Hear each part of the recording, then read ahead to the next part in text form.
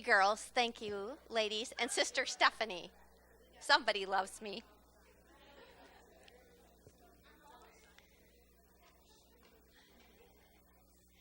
So, quick announcement. I know Pastor Smet mentioned, but we do have ladies' retreat coming up the 26th and 27th of April.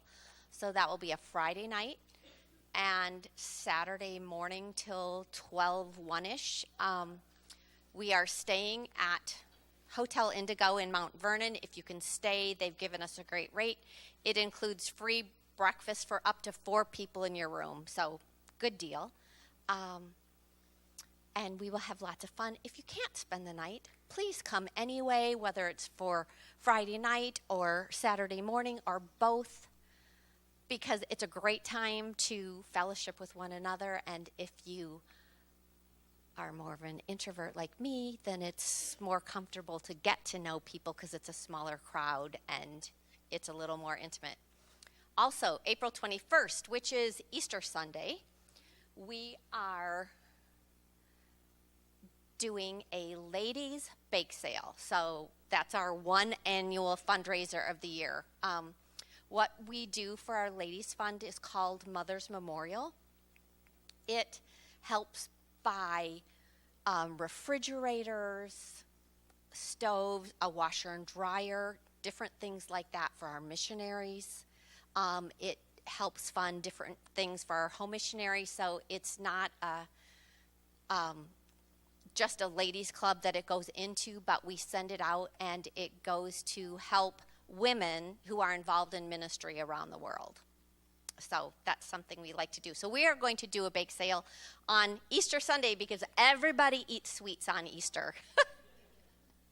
So if you're baking something for your house, just bake double. Or if you don't want to bake, just bring your checkbook and buy somebody else's baking.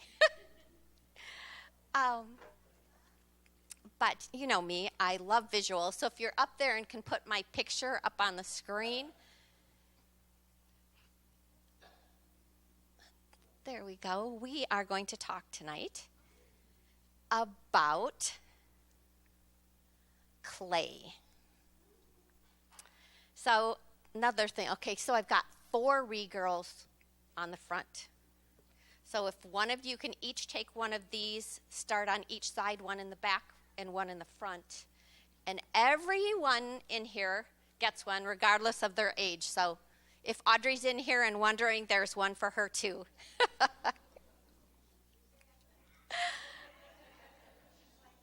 Oh, you know what? I'm going to grab. So, okay, let's do one on this side over here. Thank you. So, y'all can pick your, well, I guess Nyla's going to pick colors. That's all right. But everybody grab a pack of clay. Tried to find something that was portable and not too messy. But you know, how many of you have ever watched a potter work? So quite a few of you. How many of you have ever worked with pottery? You know, I find the most interesting thing about pottery is that whenever you're in a room where there's clay, you hear it saying, hey, I want to be a vase. And hey, I want to be a bowl. Or I'd like to be a beautiful lamp. Or I just want to be a platter for Thanksgiving so I don't have to work very hard. But, you know, everywhere you go, the clay always has a mind of its own. Or not. And yet, God likens us to clay. And we, as humans, very often have a mind of our own or an opinion about what should be done with our clay. In Jeremiah 18, the word which came to Jeremiah from the Lord, saying, Arise and go down to the potter's house, and there I will cause you to hear my words. Then I went down to the potter's house, and there he was making something at the wheel. And the vessel that he had made of clay was marred in the hand of the potter. So he made it again into another vessel, as it seemed good to the potter to make. Then the word of the Lord came to me, saying, O house of Israel, can I not do with you as this potter, says the Lord? Look, as the clay is in the potter's hand, so are you in my hand, O house of Israel.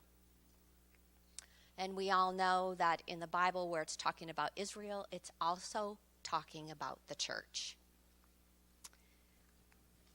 Isaiah, another Old Testament prophet in the Amplified Version, says, shall the potter be equal with the clay, that the thing that is made would say to its maker, he did not make me? Or the thing that is formed say to him who formed it, he has no understanding. You know, sometimes, actually while I was studying this lesson, I have been praying for such a certain situation in my life, and I was praying, Lord, deal with this person just like this. And as I was studying, and I will tell you that what I said was things I've read in the scripture. I didn't just but as I was studying, the Lord said, don't you think I know best how to work in her life or his life, that you have to tell me how I should come up with a solution for this? And so I was talking to one of my friends this week who's been living for Jesus for over 30 years. And we were talking about how 40 years later, we are still on the wheel and saying, Lord, whatever you want to do with my clay, I give you permission. You know, he does have a plan for us, but he's not going to fulfill it unless we say, mold me, make me. If I tell him what the plan for my life is he in charge of my life? I heard recently where we pray, Lord, you know, I'm going to be baking cookies all day today. Would you bless my cookies? Instead of saying, Lord, whatever you're blessing today, I'd like to be a part of. That doesn't mean we can't bake cookies. That doesn't mean we don't go to work. But our mindset needs to be, fit me in your plan, not please fit in my plan. There is quite a process in preparing clay. First of all, it is a very, very hands-on process. The potter gets his or her hands wet and muddy. And Jesus said, he's the potter, I'm the clay, which means he wants to be intimately involved in forming and shaping my life. He didn't, even if he was an artist and used a paintbrush, it would be less personal because there would be something between his touch and me. But when you make pottery, you have to use your hands. And it's an intimate process. You have to start with a clean surface. It can't be a surface that would have lint or dust or any other kind of impurity, because if I start with any additional debris on the surface, I automatically am going to have a messy vessel. Every imperfection, the marring where it says the clay was marred, every imperfection has to be removed. This is not done through a gentle process. If you have ever watched it, they slap it, they throw it, they pound it, they knead it like you do dough, they cut it. So this tool, you can't see it very well, but up in the top, it's it's got a wire, and they cut it into pieces over and over and over again. I read multiple articles that said if you want to know whether or not your clay is prepared to mold, use 2 different colors, and when you no longer can see any differentiation in the color, but it has been completely blended, then your clay is ready to mold. Now that is quite a hands-on project. I have never had clay that I molded until 2 colors became one. Every air pocket has to be removed. Every piece of debris, clay can have hard lumps, and those hard lumps have to be softened through impact. And I'm sure sometimes the clay says, ouch, hey, don't we? Another thing is when one of the processes of preparing the clay is to roll it, but it can only be rolled in one direction. The minute I start rolling it back and forth, I am weakening it so that when it's fired, it will probably break or crack. So guess what?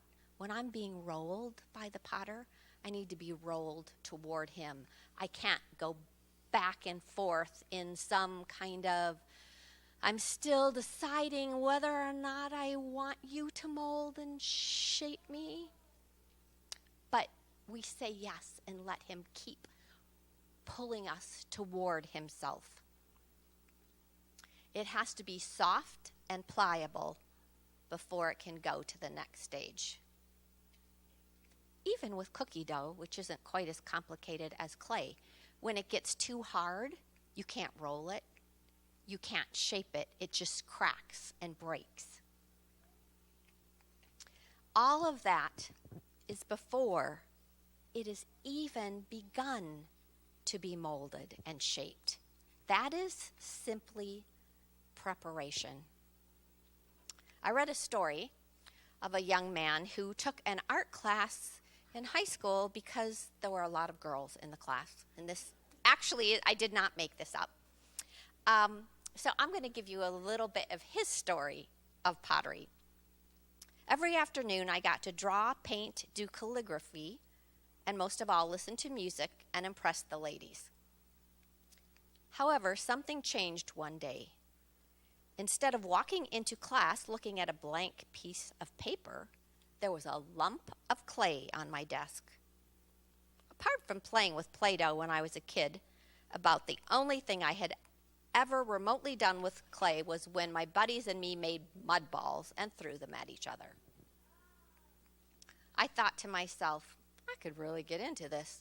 This might be something I'm really good at. The ideas were flowing and my creative juices were at an all-time high. The possibilities were endless. The concept is very simple. Take a lump of clay and shape it and mold it into something beautiful. Maybe a perfectly shaped vase or cup or something abstract. Mrs. Cherry was up in front of the class giving instructions, but I didn't pay attention. This is what I'd been waiting for. This would be my opportunity to create something great. So I did what came natural to me. I took the clay and rolled it out on my desk. Visions of my finished project were so clear to me that I made a great masterpiece with that clay that day. Surely Mrs. Cherry would be impressed by my perfect clay sculpture sitting on my desk. I was proud. It had taken a mere 45 seconds to create the perfect ashtray. Now, the interesting thing is I have never smoked. More importantly, no one in my family smoked. Why an ashtray? I have no clue. But when you think about it, this class is an easy A, and taking any more time than that to make something else would interrupt my time listening to music and impressing the girls. I sat at my desk admiring my handiwork. You know, this pottery stuff is easy, and I'm good at it. I finally found something I was good at. I looked around the room and took pride in the fact that I was the first one done. What could possibly be taking the other students so long? They were working and kneading that clay with their hands, picking it up, slamming it down on the desk. I mean, they were really working the clay, pressing down, working their hands into the clay. It took them a long time. I was just about to tell them they were doing it wrong when Mrs. Cherry told us to take our work and place it in the closet. We were going to let them dry and harden overnight and glaze and fire them the next day. I hurried into class on Friday. I could not wait until I could get the process of glazing it and firing the finished project. I had picked the perfect glaze for my ashtray. Black metallic. It would be so cool when it was done. I put an extra heavy coat of glaze on my wonderful piece of art. Something this perfect needed a little something extra, and that did the trick. As I walked with my creation toward the kiln to be fired, Mrs. Cherry reminded us that our final grade depended on the outcome of the firing process. I stopped in my tracks. What did she just say? Flashed through my mind. She continued, remember from class yesterday when I said that any imperfection in the clay, like air bubbles, small pieces of dirt, or too much glaze would cause the clay to crack and be destroyed in the firing process. What? I looked down at my project and thought something that looked this good could not possibly be marred by invisible imperfections. I placed my handiwork in the kiln, confident that all would be fine. On Monday, I walked into class with the full expectation that my little creation would be done. I walked over to the kiln and watched as other students pulled their projects from the oven. I was just about to reach down into the kiln when Mrs. Cherry said, "Don't bother." I looked up, and she was holding scraps of what was once my perfect ashtray. It had indeed exploded in the firing project. My project was a complete failure. She started to explain to me that I had not properly worked the clay. My lump of clay was filled with tiny air bubbles that needed to be worked out. That is done by slamming the clay down and forcing the air out of the clay. Also, I needed to spend time working the clay with my hands to ensure that all small pieces of dirt or stones would be worked out of the clay. If any of these imperfections were hidden in the clay, it would not survive the firing process. And so, if you feel like you might be slapped, pounded, kneaded, cut, rolled, maybe you are. But it is not without purpose.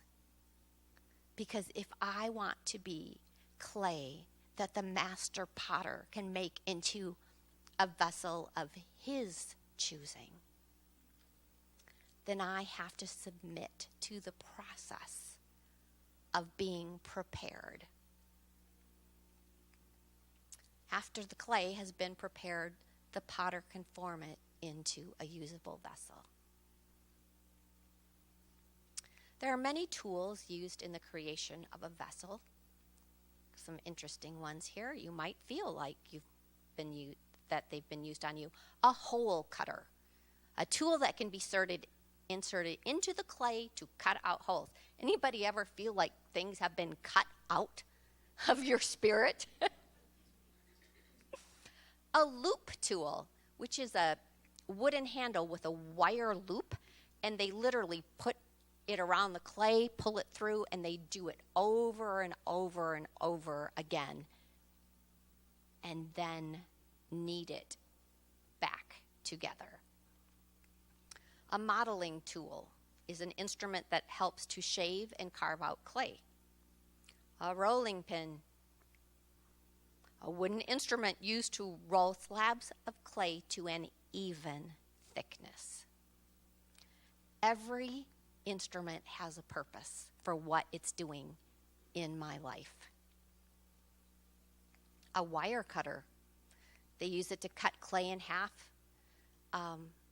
They use it to, some potters actually will cut a 10-pound slab of clay into 1-inch pieces and then rework it back together to make sure that they're not missing. The thing with having your hands in it is you feel if there's a grain. You feel if there's a grain of sand or a piece of debris, or if I don't involve my hands, then my fingertips are not going to catch some of those imperfections. The potter's wheel, which I'm guessing is what most of us have seen the potters doing, because that is the part of it that's so fascinating. I don't know that the slapping and processing we find quite so. We think that you go from this lump of clay straight to the potter's wheel. I actually didn't know all that was involved from going from the lump of clay to where it could be. And interesting, in order to work clay, they have a spray bottle and they mist it with it.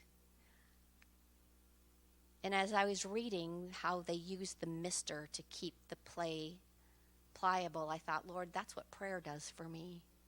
When I pray, you make my spirit moldable. You change my attitudes. You change my thought process. And so I let that mist of his spirit keep me moldable. And then there's the drying cabinet, where a cabinet that they put the clay in and close the doors, and it's left to dry. Anybody ever feel like they've been left to dry? It's dark. You're not doing anything. The potter doesn't seem to be doing anything with you, but it is part of the process. Then it's called greenware, and that is the clay that is considered bone dry goes into the kiln. The kiln. Most of us are aware of what the kiln is. It's a very, very hot oven for clay. And when they talk about processing clay in the oven, they call it firing. And the Bible talks about us going through the fire. It says when we go through the fire, we will not be burned. The flames will not kindle against us. The Hebrew children went through the fire and came out without being singed. They came out a purified vessel that they never could have been had they not submitted to that fire. And you know, we tell that story and it sounds amazing. I wouldn't bow, but I'm telling you, you look at a fire that hot and those soldiers pick you up and get ready to throw you in. That was no easy decision. They had to make that decision long before the fire was ever put in front of them. Because in the moment, we don't have the backbone to stand up. We have to have already said, I will go through the fire. Bisqueware is the state of clay when it comes out of the kiln. And then glazing is what is done after the first firing. It's a mixture of minerals and fluxes, and it's applied. Sometimes they drip it, sometimes they paint it, and it forms a watertight surface. And then they fire it a second time. But why fire? Without fire, clay is a soft, totally fragile substance. It won't hold up to anything. It won't hold water. It's not really good for anything until it has been through the fire. Fire causes clay to become rock hard, impervious to water, wind, and time. It actually, when you read about it at the high heats, it actually melts the molecules. So they meld together. The hotter the firing process, the more durable the clay. Kilns range from 1,300 degrees to 2,300 degrees. That's pretty hot. You know, you read in the Bible, I talked about the 3 Hebrew boys, but you know, the apostles went through the fire. They were beheaded. They were crucified. They were boiled in oil. You want to talk about fire? The early Christians were thrown to the lions.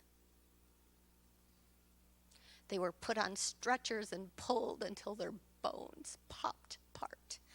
And you know, we have been so blessed because we have to this point lived in a time where we have not had to go through that kind of fire. Yes, we have had loss of family, and we have had loss for things, for stands we have taken for the Lord, but we have not been through the fire like the first church. And if we want first church apostolic authority, then there may be first church fire. You know, we have a new mayor in Chicago, and the times that we live in are shifting.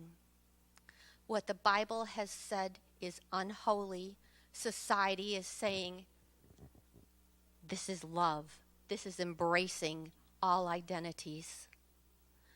And yet, Jesus calls us to be separate.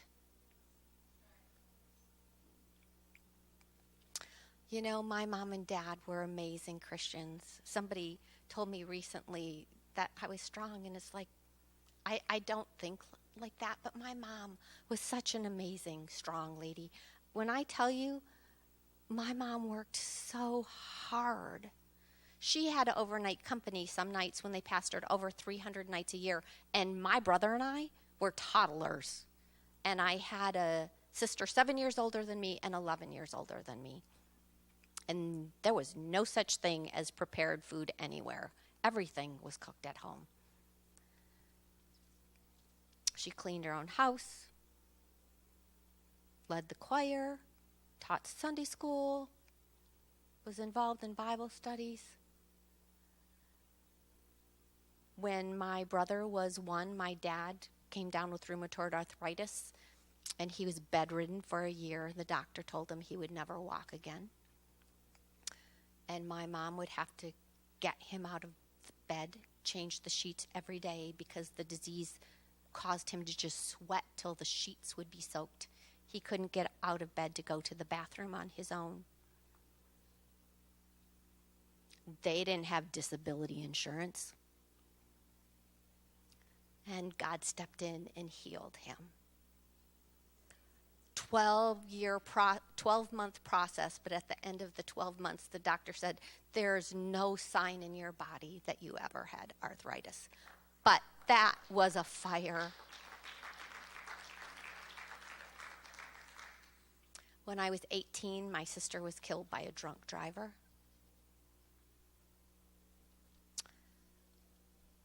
Then my baby brother got ARDS, and the Lord graciously healed him after the doctors gave him a 1% chance to live. But then 9 years later, he said, all right, the loan is over. And I look at my parents and the fires they went through, and yet they woke up every day saying, the joy of the Lord is my strength.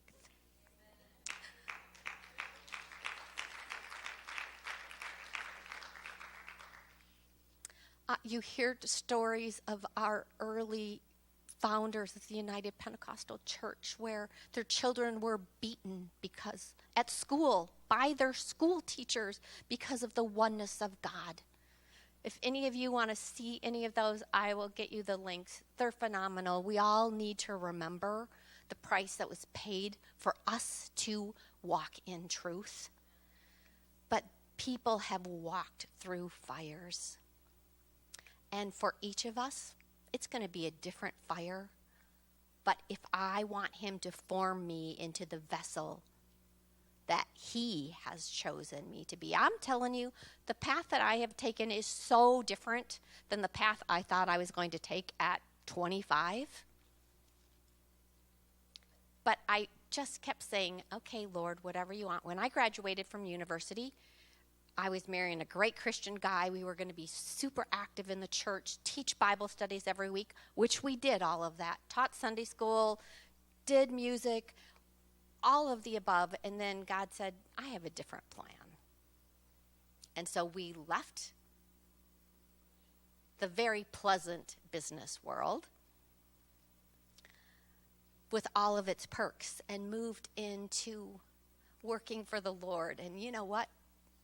I wouldn't trade his plan for what I thought I wanted, because I am so much happier having followed his plan than if I had followed my own. Romans 9:20 in the Amplified says, will the thing which is formed say to him who formed it, why have you made me like this? Does the potter not have the right over the clay to make from the same lump of clay one object for beautiful or distinctive use, and another for something ordinary or menial? What if he has done this to make known the riches of his glory to the objects of his mercy, including us, Gentiles, whom he also called? Just as he says in the writings of Hosea, I will call those who were not my people, and I will call her who is not beloved, beloved. And it shall be in the place where it was said to them, you are not my people. There they shall be called the sons of the living God. That is you and that is me. We are clay that was not supposed to be on the master potter's wheel, and yet he chose us to do as he wills. If you have been to my house, you know that I have pottery, and I have been collecting pottery longer than I've been married, which is almost 32 years. So I thought that I would share some of my stories, because when I have people come to my house, I have this glass cupboard and all these mugs. None of them match, and I just love that because, number one, I'm OCD about germs, and that way nobody drinks out of your cup because it doesn't look alike. But mostly because I'm just so fascinated by pottery. And so I have, where's my earliest piece? I think it is this one right here. This piece of pottery is from our second anniversary in Door County. I was pregnant with Courtney. And sometimes I pick this mug just because of the memories that it holds. Actually, most of them I do. I like how it feels in my hand. I like the glazing. And I wonder, as the Lord goes through his cupboard sometimes, if he doesn't say, oh, today I need a sturdy vessel. I need a big one. I don't really drink out of this, but the men in my family always go to this one. It's a nice, big, sturdy size, holds a double latte, has a little crack in it. And you know what? It does have a crack, but it still works. It's still watertight. And it still fulfills the purpose that the potter designed it for. Sometimes we look at our lives and say, I have too many cracks, so I can't be what the Lord designed me to be. And he says, why don't you let me make that decision? We tend to disqualify ourselves. He doesn't disqualify his workmanship. I have this set of bowls that my sister bought for me. They were handmade in Victoria. That's where she lived, on Vancouver Island. And I have 8. I had 10. I don't know what happened to number 10. This is number 9. And if you can see, there's a little glue spot. So I don't put it in the dishwasher anymore. And I try to do dry things because I don't want the glue to dissolve. My son glued that back together for me when he was about 12 because he knows how much I like my pottery. And so I think that the Lord does that with us. This one my mom bought me the last time we went to Lake of the Ozarks together. And this is an olive and the olive leaves. And it has these grooves, which if you look at these tools, they use the tools to shape and cut away pieces to create a design. You ever feel like you're being cut and pieces of you are being cut and peeled away? It's probably just part of the Master's plan to create beauty in your life. This one, I don't know if I think this was the second year we were married. My husband won an award trip to Bermuda. This is when we thought we were going to be in the business world for a long time. And we had a little moped, and we rode all over the island with me on the back of the moped. And so I carried this on the back of the moped from one end of the island to the other to get home. And it says, handmade in Bermuda. And I have one from Vancouver, I like to go to Vancouver. This is another one with a hairline fracture inside, but it's still watertight. It holds my tea or coffee, and it reminds me of the ocean and friendship. The Bible calls Abraham the friend of God. He calls Moses the meekest man. I have this one that was from my last trip to Table Rock Lake with my brother. And it says love, joy, faith, hope. And he always said that was his favorite out of everything. Probably the combination of the matte and the gloss, but also because of what it represents, faith, hope. And that is what the potter wants each of us to have. This one is the one that Pastor Dobbs picks every time he's at the house without fail. If it's not in there, he will ask if it's in the dishwasher.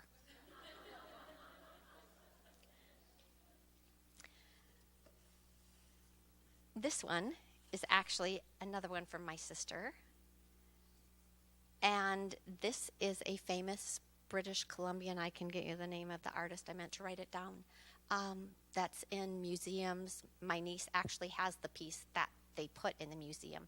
Famous artist.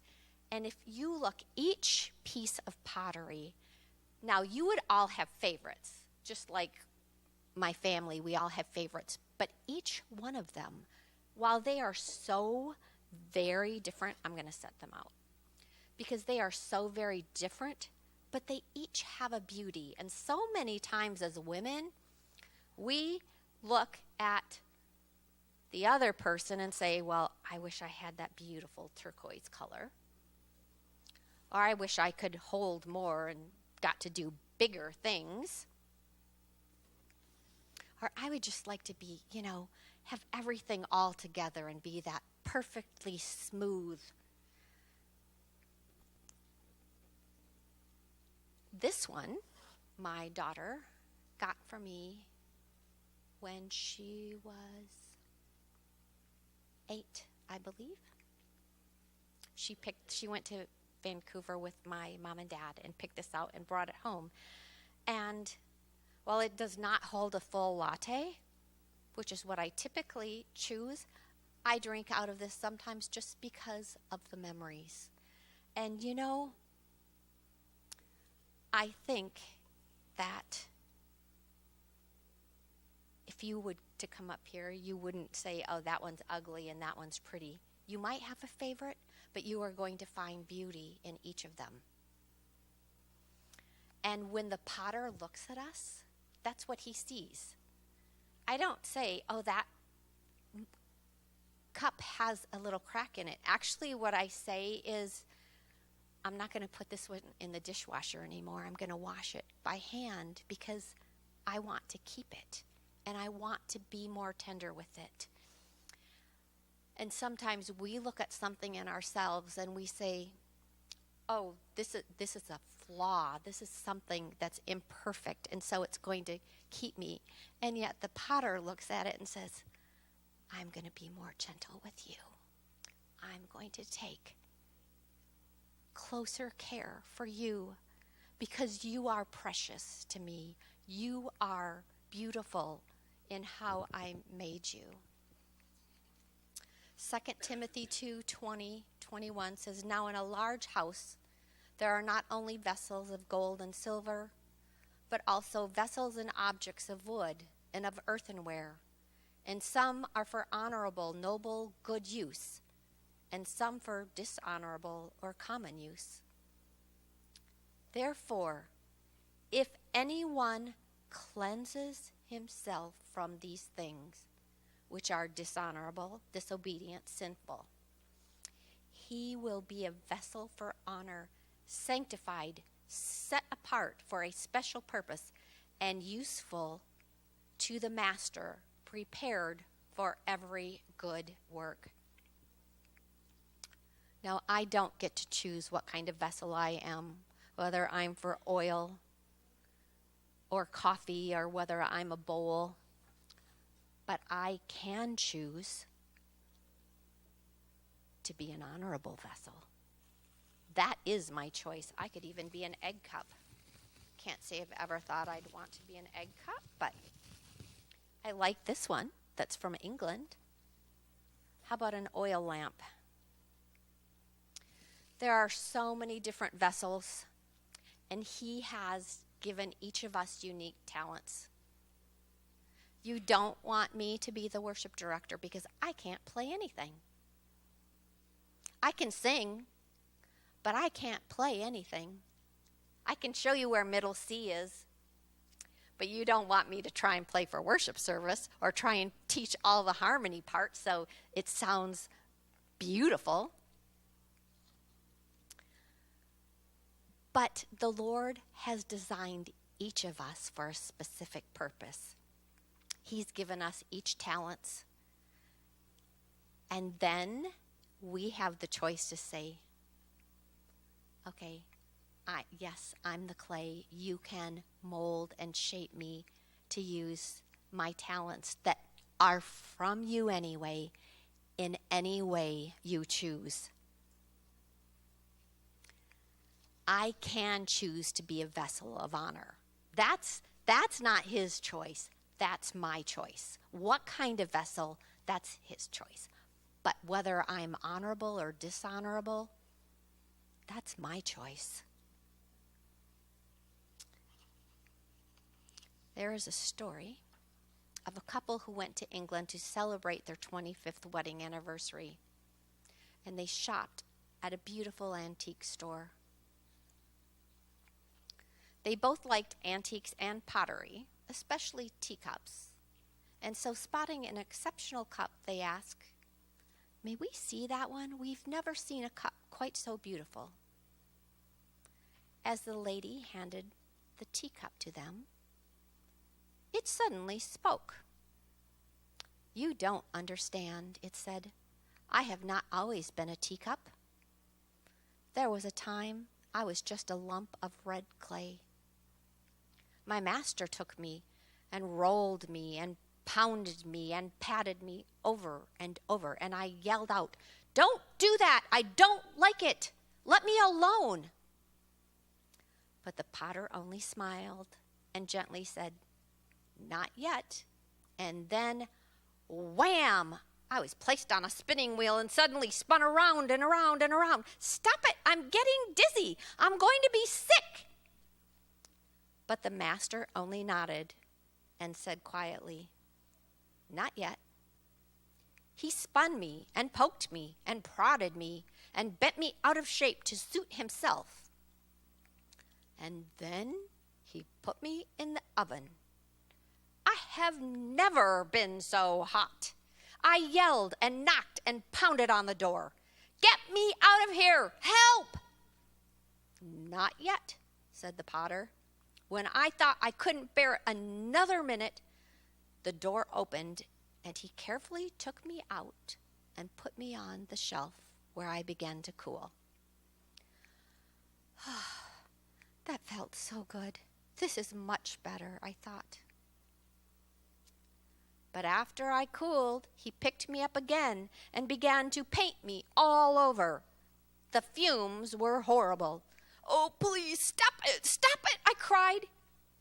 He only shook his head and said, not yet. Suddenly, he put me back into the oven. Only it was not like the first time. This time it was twice as hot, and I just knew I would suffocate. I begged, I pleaded, I screamed, I cried. I was convinced I would not make it.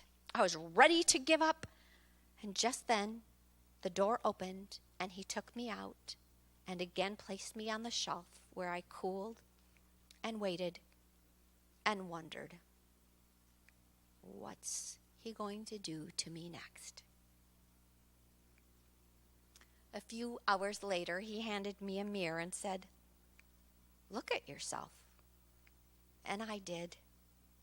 I said, that's not me. It couldn't be. It's beautiful. I am beautiful. Quietly he spoke. I want you to remember then, he said, I know it hurt to be rolled and pounded on and patted, but had I just left you alone, you'd have dried up. I know it made you dizzy to spin around on the wheel, but if I had stopped, you would have crumbled. I know it hurt, and it was hot and disagreeable in the oven, but if I hadn't put you there, you would have cracked. I know the fumes were bad when I brushed and painted you all over, but if I hadn't done that, you never would have hardened. You would not have had any color in your life. And if I hadn't put you back in that second oven, you wouldn't have survived for long because the hardening would not have held. Now, you are a finished product. Now you are what I had in mind when I first began. 2 Corinthians 4:7 in the Amplified says, but we have this precious treasure in earthen vessels, so that the grandeur and surpassing greatness of the power will be from God and not of ourselves. Have any of you ever kicked and screamed? I know I have. And then I go back to the potter and say, it's all right. Just don't set me aside because I won't be moldable. You can poke me, you can cut me, you can shape me, whatever you need to do so that I can be the vessel that you had in mind. There are archaeologists digging in Israel. Sister Melissa, you can go. On a constant basis because it's such a historical site in all of the world. In April of 2019, so this is just a couple days old, they found this little blue ball of pottery. You can see it in the bottom right-hand corner. It's about the size of a man's thumbnail. They found it in the city of Old Jerusalem, many layers down from a current parking garage. They're literally burrowing down and have archaeological digs floor height. There aren't literal floors below the surface of the city because as the ruins would happen, the cities just kept getting would be built on the old foundation, and so all of history is under there. And they found this tiny little blue clay impression bearing the official stamp of the name of a senior official of the royal court of ancient Judah. This is over 2,600 years old. Inscribed on it in Hebrew is the word Natan El Melech. His name, interpreted, means servant to the king. This was an impression to one of the kings of Judah 2,600 years ago, whose name said, servant to the king. I don't know about you, but I really want my vessel to be engraved saying servant to the King of Kings. If someone finds my life and looks at it, I want it to say, I don't care what talents I have, what I do, if they can look at me and say, servant to the King of Kings.